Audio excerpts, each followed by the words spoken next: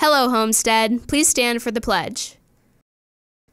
I pledge allegiance to the flag of the United States of America and to the republic for which it stands, one nation, under God, indivisible, with liberty and justice for all. Please stay standing for a moment of silence.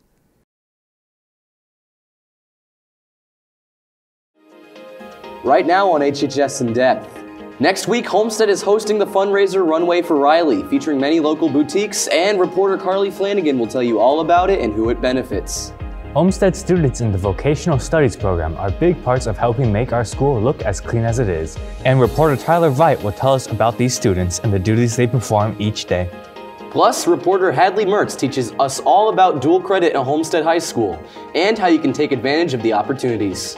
I'm Ashton Ackman. Coming up on the Locker Report, Caleb Wood and I will give you an update on all the basketball scores in the past week, as well as a look at this week's Team of the Week. It's all coming up later in sports. HHS In Depth starts right now.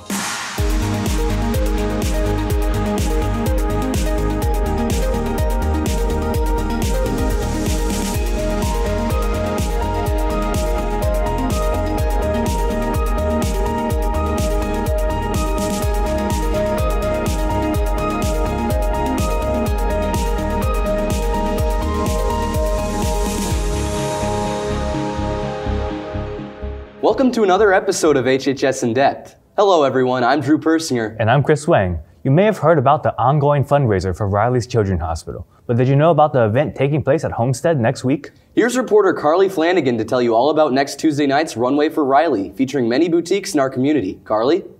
Homestead is having a dance marathon for Riley Children's Hospital on April 18th, 2020. In preparation for this event, Homestead has held many fundraisers, such as Riley Night at the Snyder football game and No Shave November. This month, on February 11th, there will be an event called Runway for Riley. The theme will be Galentine's. Runway for Riley is a pop-up boutique event where we will have different vendors from Fort Wayne selling their items, and a silent auction event with donation baskets, and it'll take place in the community room on February 11th from 6 to 7:30. Runway for Riley is an event where boutiques and vendors host pop-up shops for the community and Homestead students to come and shop at their shops. Anyone in the community can attend Runway for Riley, including Homestead students. There will be many boutiques to shop from, while light refreshments and snacks will be provided. Many different boutiques will be attending to help make this event a success. The things available will be clothing items. We have some jewelry places coming, and just a fun time to shop around and support the Riley Children's Hospital. A few vendors that are coming are the Honey Plant, Ella Chic Boutique, Outer Grace Boutique, and Couture Cottage. Tickets will be available at door 1 for $7. The proceeds from purchasing a ticket will go to Riley Children's Hospital at the Palliative Care Unit. These proceeds help add to Homestead's Dance Marathon goal of $40,000. Any amount, no matter how big or small, contributes to saving a child's life. For the Dance Marathon, our goal is to raise $40,000 over the course of the year, and so this event will help reach our goal. It is important to raise money for the Dance Marathon because all the money goes towards the Riley Children's Hospital in Indy and to the Palliative Care Unit, which would help all the children at Riley who need the help more than we do. Mark your calendars for February 11th and go to Dance Marathon's Runway for Riley event at Homestead to help support Riley Children's Hospital. If you would like to be a part of the Dance Marathon committee or donate to Riley Dance Marathon, then email Mrs. Brayman or Mrs. Klinker. You can also check out Homestead's Dance Marathon social media for more information. Reporting for HHS In Depth, I'm Carly Flanagan. Drew and Chris, back to you. Thanks, Carly. Remember, February 11th is Dance Marathon's Runway for Riley event at Homestead to support children at Riley's who need the help more than we do. If you would like to be a part of the Dance Marathon committee or donate to Riley Dance Marathon, then email Miss Brayman or Miss Klinker. You can also check out Homestead's Dance Marathon Instagram and Twitter for more information. Applications for the Saybert Scholarship Program are available on the Homestead Guidance website. This $2,500 scholarship will be awarded to one Homestead senior and is renewable for up to 4 years of college. You must have a 3.0 GPA and have been involved in the school and community during high school. Applications are due in Student Services by 2:45 p.m. on Friday, February 28th. Girls interested in track and field. Preseason conditioning is started for those not in a winter sport. These sessions are an important part of the season. They meet from 3 o'clock to 4:15 on Mondays, Tuesdays, and Thursdays. You must have a physical turned into the athletic office to participate. If interested, please contact Ms. Tiernan. Lost and found items are located on the tables outside of the discipline office in the 1012 building. See Mrs. Godfrey in discipline for valuable items such as jewelry, keys, electronics, and designer clothes. All items not picked up by the end of the day will be donated. Biomedical Science Club members. The club has added a date for meetings this semester to include a visit to Indian Creek Veterinary Hospital on February 26 from 3 to 4 p.m. Everyone is welcome and your dues have already been covered for this field trip's fee. Please read your email for information. A permission slip must be turned in by February 19th to Miss Barron's in room 215. And now here's a look at Homestead's club meetings taking place over the next week. Dare to be a force of nature and go to the Environmental Club's next meeting on Monday, February 10th in 2:45 p.m. in Mrs. Merkling's room, room 206. Latin Club will meet Tuesday, February 11th after school in room 604B. Go enjoy some snacks and a myth of Cupid and Psyche and see if you can pass the test. Other clubs meeting next week include Girls Go Cyberstart Club. They will have an after-school meeting on Wednesday, February 12th in room 901 to share tips and go over the timeline of events that are coming up. Even if you haven't joined yet, you are welcome to go. The Biomedical Science Club will host speaker Megan Getz, who is an oncology nurse practitioner, next Wednesday, February 12th in room 215 after school. She will discuss the opportunities for advanced practice providers and the types of opportunities available. And finally, Gamers Club will meet next Wednesday after school in room 516. Each day, students in the Vocational Studies Program at Homestead learn valuable skills and help keep our school looking clean. Here's reporter Tyler Veit with a look into these duties the students get to do on a daily basis. You may have seen these students working around the halls. Throughout the day, the students of the Vocational Studies Program help by cleaning around the school and keeping things running smoothly. The students do a variety of jobs around the school. Some of the things they do are they help with recycling. They help Mr. Klein, the custodian, with the recycling. They empty the bins from the classroom into the large wheeling bins, and then they roll those out to be recycled. They post all the signs for advisory days, and they take down the signs. They do laundry for the art class. They do laundry for the foods classes. We're doing some work right now for the Franciscan thrift shop, sorting hangers and straightening plastic bags and getting ready for their big sale. I think I like milk. I'm also doing with milk, I'm guessing. If you see these students working around the school, don't hesitate to go ask them questions. Other students can help support this program by encouraging the students, if you see them in the hallways while they're doing some of the jobs, as they're moving from one part of the building to the other, just encouraging them, thanking them for doing a good job, and even asking them, you know, what they want to do in the future. What job do you want to have after high school? If they recognize that we're doing a vocational class, they would really find joy in being able to share that part of the program with you. The next time you see any of these student workers, be sure to thank them for all their hard work. For HHS In Depth, I'm Tyler Veit. Homestead offers many classes each semester that allow students to earn both high school and college credit at the same time. To teach you about these benefits, here's reporter Hadley Mertz. Majority of students at Homestead have heard of dual credit courses. However, it can feel like an overwhelming topic. Mrs. Summers is here to discuss dual credit in a simple way and make it easier for students to understand.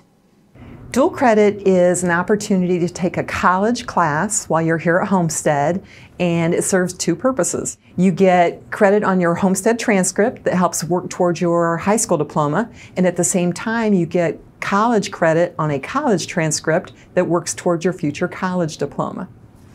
There's lots of benefits of taking dual credit. For one thing, you can get a jump start on your college career at a huge cost savings. Almost all of our dual credit at Homestead is completely free. So if you choose your classes wisely, you can actually start college as a sophomore, and you can have all of your general ed classes completely behind you so that when you get on campus, you get to start taking the classes you're really excited about. A lot of people don't realize that if you have college credits, they'll bring you into the military at a higher rank and pay you more money.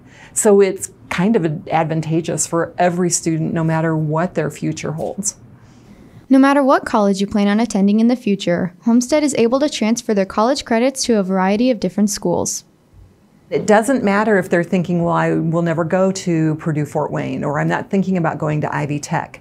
If you take dual credit at high school, every public college in the state of Indiana is required to take those classes and transfer them. And even if you're going to leave the state, or even if you're thinking about a private school, many Homestead students have been very pleasantly surprised to find that those schools are taking their credits too. So you have absolutely nothing to lose by giving it a try and seeing maybe you can be really successful at a college course.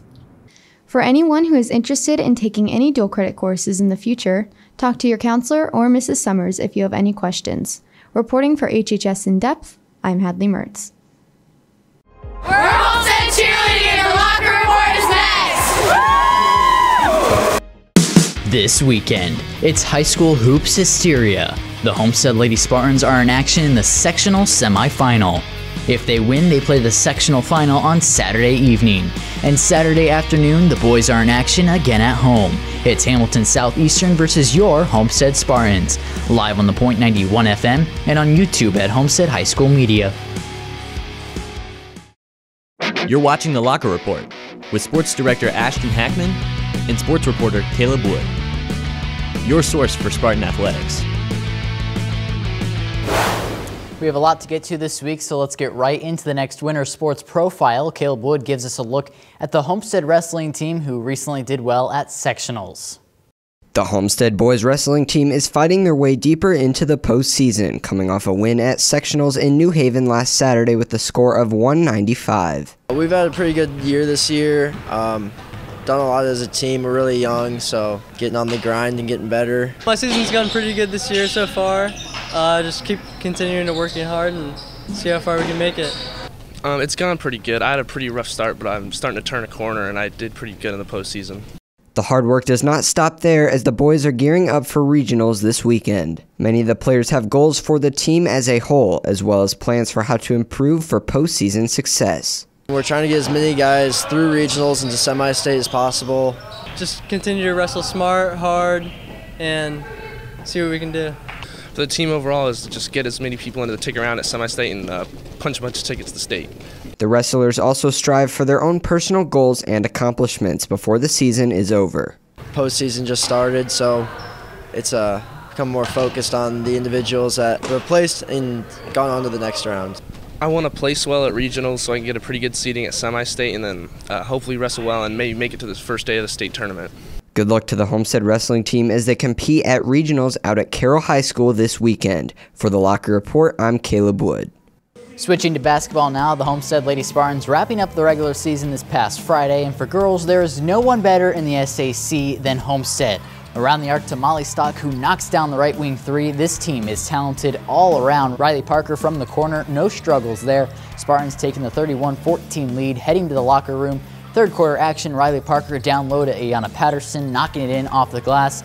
And this one wouldn't be close. Parker wide open in the corner for the tray ball as Homestead finishes their fifth undefeated conference season, 73-37 over the Lady Bruins. On the boys' side, with so many teams bunched at the top of the SAC, each game carries much more meaning to stay on pace with the rest of the league. And this team has faced a lot of adversity with injuries. No Kruger or Archbold in this matchup. Luke Goody keeping the momentum, driving to the hoop for two off the glass. Still close at the half. Spartans coming back from the locker room, aggressive on offense. Simmons top of the key with the three-pointer. Homestead taking back the lead in the third. Goody with the clutch three ball from the left wing, making it a one-point game. It was tight to the end, but Spartans were just shy, 66-64 the final. On the girls' side, we have officially entered the postseason. First up was the first sectional game against New Haven on Tuesday. And who else to get this team started than Riley Parker, the Purdue Fort Wayne signee, draining it from beyond the arc. Homestead off to a large lead, and this team is filled with talented players. Freshman Allison Stevens getting the job done from downtown.